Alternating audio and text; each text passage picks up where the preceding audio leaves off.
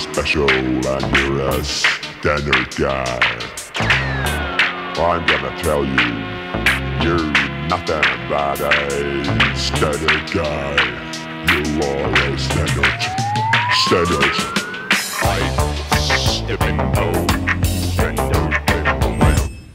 Bonjour, dans un registre un petit peu moins pacifique, un peu moins bushcraft, mais un peu plus guerrier, je voulais vous présenter une dague.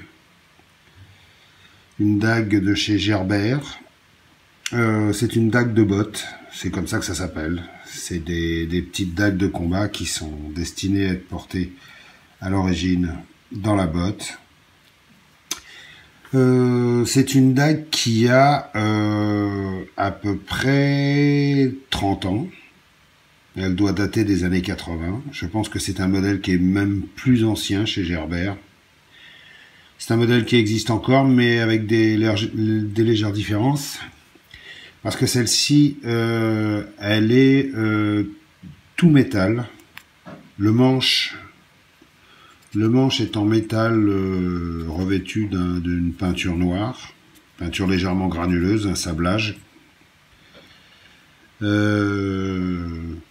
Je ne sais pas si la dague a été faite d'une seule pièce ou si c'est un système de soie traversante, mais j'ai bien l'impression que c'est une dague qui est faite d'une seule pièce, et ce qui la rend extrêmement solide. L'acier, alors là, j'ai fait des recherches pour essayer de savoir de quel acier il s'agissait. A priori, il semblerait que ce soit du 440 ou 420, je sais pas trop. Pour l'époque, de toute façon, Gerbert n'utilisait pratiquement que de l'acier 440 ou 420. Tout ce que je peux dire, c'est que c'est un acier qui est assez dur, bien tranchant. Cette lame... je l'ai porté pendant pas mal de temps, je l'ai utilisé dans différentes circonstances. Pendant pas mal de temps, je l'utilisais comme EDC. Bon, vous me direz, c'est pas l'idéal, un système à double tranchant, mais bon, j'étais dans un autre délire que maintenant, et puis professionnellement, j'étais dans un autre domaine. Donc, pour moi, c'était utile de l'avoir. C'est une dague que je trouve assez jolie. Alors, comme vous pouvez voir, il y a marqué Gerbert, avec l'origine de la ville de Portland. C'est un design de chez... Est-ce que ça veut bien faire le point? Allô? Eh ben, ça veut pas, hein? Ça veut pas. Bon, j'arriverai pas à vous le montrer. Ah voilà. C'est un design de R.W. Loveless, qui est quand même assez connu dans le monde de la coutellerie. Le numéro de série. Alors par rapport au numéro de série, j'ai essayé de faire des recherches sur internet, bon, impossible de savoir. C'est une assez jolie lame. Les caractéristiques sont relativement menues. Alors, elle fait 18 cm de long, avec une lame de 8,5, presque 9 cm. L'épaisseur de lame, alors l'épaisseur de lame, elle est assez solide, hein. Je dirais dans la partie la plus épaisse,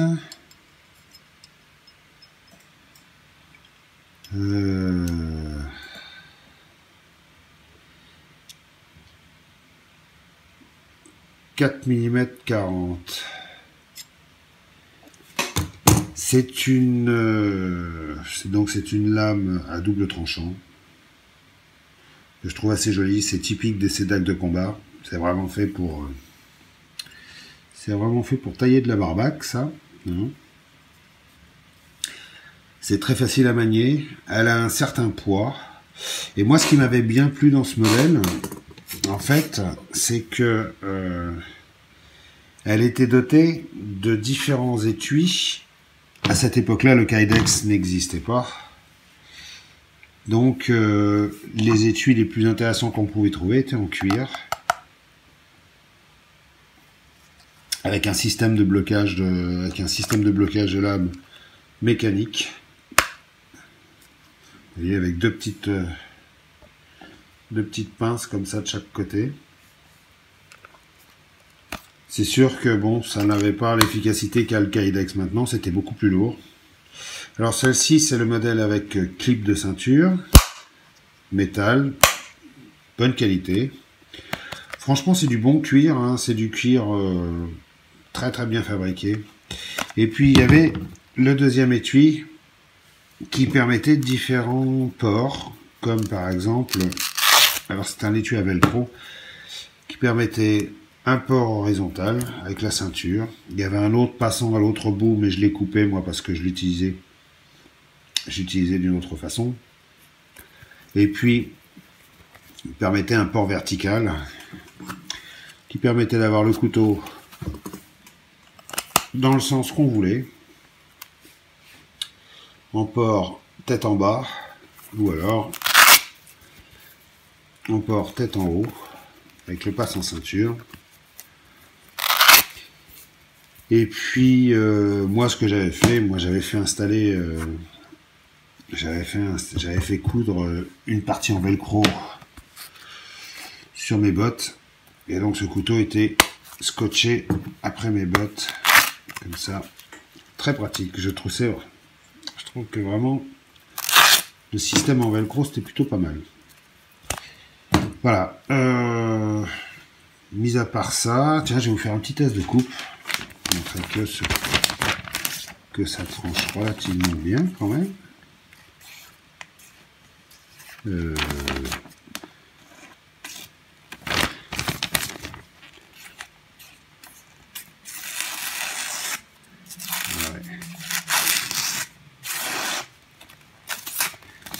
Pas mal du tout.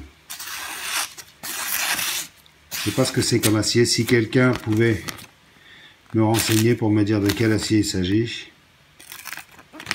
Et franchement, c'est rasoir.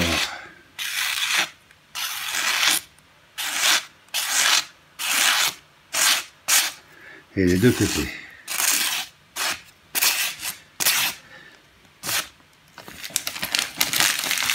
Voilà.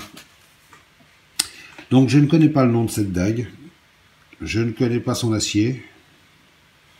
Tout ce que je peux dire, c'est que pour les amateurs de couteaux, en général, vous la trouverez assez jolie. La prise en main est sympa. Ah, elle est assez lourde, hein. J'ai oublié de la peser. On va... Alors... Changement d'unité, on va passer en grammes, bien sûr, voilà. Le poids de la dague seule, 89 grammes, pour une petite taille comme ça. Et avec son étui, le classique, avec le clip ceinture, 129 grammes. Voilà. C'était donc la Gerber. Référence, je ne connais pas. Dague de combat, dague de botte. Belle fabrication. Franchement, très belle fabrication. Je me rappelle que je l'avais payé quand même assez cher pour l'époque. C'était une époque où en France, dans les armureries, les seules marques américaines qu'on trouvait, c'était Gerber. Il y avait Buck et puis Spyderco,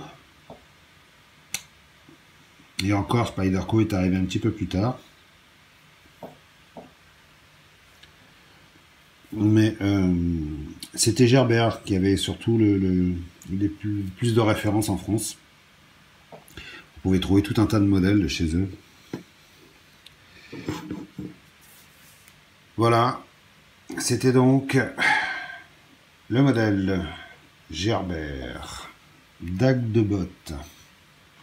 Merci, au revoir.